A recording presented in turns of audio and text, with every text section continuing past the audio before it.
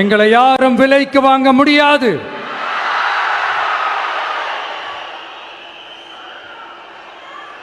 எங்க ஓட்டு விசில் சின்னத்துக்கு தான்.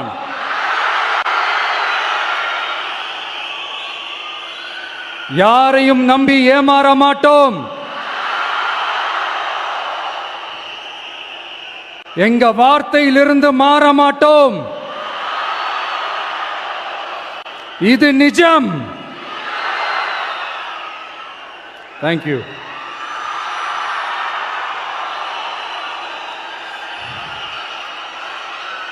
ஒரு குட்டி கதையிலிருந்து ஆரம்பிப்போமா?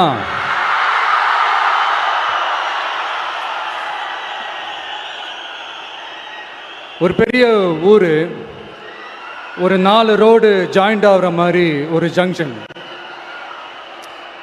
ஒரு பிஸியான ஏரியா, ஆள் நடமாட்டம் அதிகமாக இருக்கக்கூடிய ஒரு ஏரியா. அங்கே சென்டரில் ஒரு முரட்டு ஜல்லிக்கட்டு காலை ஒன்று நின்றுட்டு இருக்குது. காலில் மண்ணை வீசிக்கிட்டு சீறிக்கிட்டு அப்படியே நின்றுட்டு இருக்குது.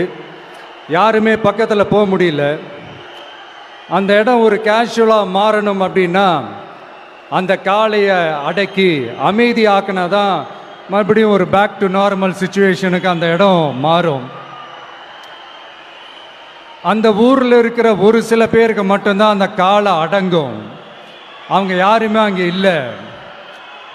ஆனால் அந்த க்ரௌடில் இருந்த ஒரு சில பேர், ஆல்ரெடி அந்த காளையை அடக்கணங்களோடு இருந்த ஒரு சில பேர், எங்களுக்கு இல்லாத அனுபவமா? நாங்க பார்க்காத காளையா? நாங்க பார்க்காத மாடா? நாங்க போய் அடக்குறோம்னு சொல்லிட்டு உள்ள போறாங்க.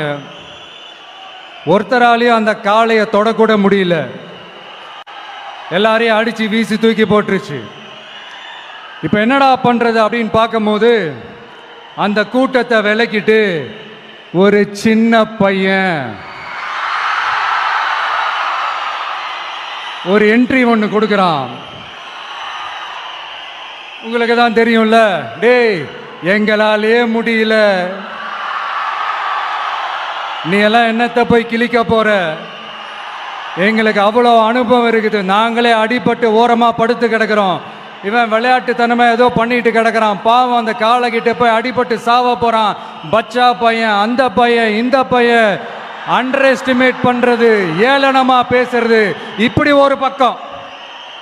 இன்னொரு பக்கம் பரிதாபப்பட்டு, ஐயோ பாவமே, இப்படி தனியா போய் மாட்டிக்கிட்டானே அந்த காலை கிட்ட, என்ன பண்ண போறானோ அப்படின்ட்டு ஒரு பக்கம் பரிதாபப்பட்டு பேசுறாங்க. அந்த சின்ன பையன் எதுவுமே காதலையே போட்டுக்காம 2 பாக்கெட்லையும் கையை விட்டுக்கிட்டு ஸ்டைலா கெத்தா தில்லா அப்படியே உள்ள போறான். ஒரு ஸ்டெப் எடுத்து வைக்கிறான், அந்த காலை அப்படியே சீறிக்கிட்டே நின்றுட்டு இருக்குது. இன்னொரு ஸ்டெப் எடுத்து வைக்கிறான், காலை அப்படியே சீறிக்கிட்டே முன்னாடி வருது. மக்கள் எல்லாரும் பதட்டத்தோடு அப்படியே பார்த்துட்டு இருக்கிறாங்க. இன்னொரு ஸ்டெப் எடுத்து வைக்கிறான், காலை அப்படியே முட்டை வரும்போது பாக்கெட்டுக்குள்ள மறைச்சி வச்சிருந்த 2 புல்லுக்கட்டு அதை அந்த காலை கிட்ட காட்டுறான். காலை அப்படியே சடனா வந்து நின்று அது மூடெல்லாம் மாறி அந்த புல்லுக்கட்டை சாப்பிட ஆரம்பிச்சிருச்சு. அந்த சின்ன பையனும் அந்த காளை அப்படியே தடவிக்கிட்டே வரான். காளையும் பக்கத்தில் ஒரு குழந்தை மாதிரி நடந்து வந்துக்கிட்டு வருது. பக்கத்தில் இருந்த ஒரு வயல்வெளியில் அந்த காளையை மேய விட்டுட்டு வரான். மக்கள் எல்லாரும் அந்த பையனை ஆச்சரியமாக பார்க்குறாங்க. அந்த அடிபட்டு கிடந்த அந்த அனுபவசாலிங்க தலையை தொங்க போட்டு நின்றுட்டு இருக்கிறாங்க. ஏன்னா பேசின பேச்சு அப்படி. வாய் இருக்குன்றதுக்காக நக்கலுமா நையாண்டியுமா நச நச நச நசன் ஒரே பேச்சு. என்ன பண்றது, தலையை குனிஞ்சு அப்படியே நின்றுட்டு இருக்கிறாங்க. அங்க ஒரு பெரியவர் வர்றார். வந்து அந்த பையன்கிட்ட கேட்கிறாரு, எப்படிப்பா இப்படி ஒரு முரட்டு காலை சீறிட்டு நின்றுட்டு இருந்தது, எப்படி அந்த காளையை அடக்கின அப்படின்னு கேட்டதுக்கு அந்த பையன் சொல்றான், ஐயா எனக்கு அந்த காளையை பார்த்தா கோபமா இருந்த மாதிரிலாம் எனக்கு தெரியல, அந்த காலை பசியோடு இருந்த மாதிரி இருந்தது, அதனால தான் அந்த புல்லுக்கட்டை காமிச்சவொடனே ஓகே நமக்கு தேவையானது கிடச்சிருச்சு அப்படின்னோடனே அந்த புல்லுக்கட்டை சாப்பிட்டுட்டு நம்மளோட அப்படியே ஜாலியாக வாக்கிங் வந்துருச்சு. அப்படின்னு சொன்னான். இதை கேட்ட அந்த பெரியவர் சொன்னாராம்,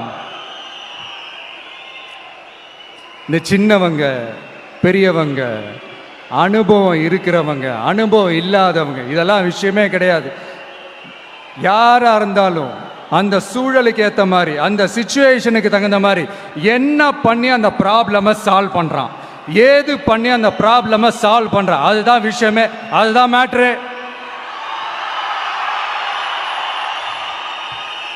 ஸோ நீ சூப்பர்ப்பா, என்ன ப்ராப்ளம் வந்தாலும் நீ சால்வ் பண்ணிடுவ.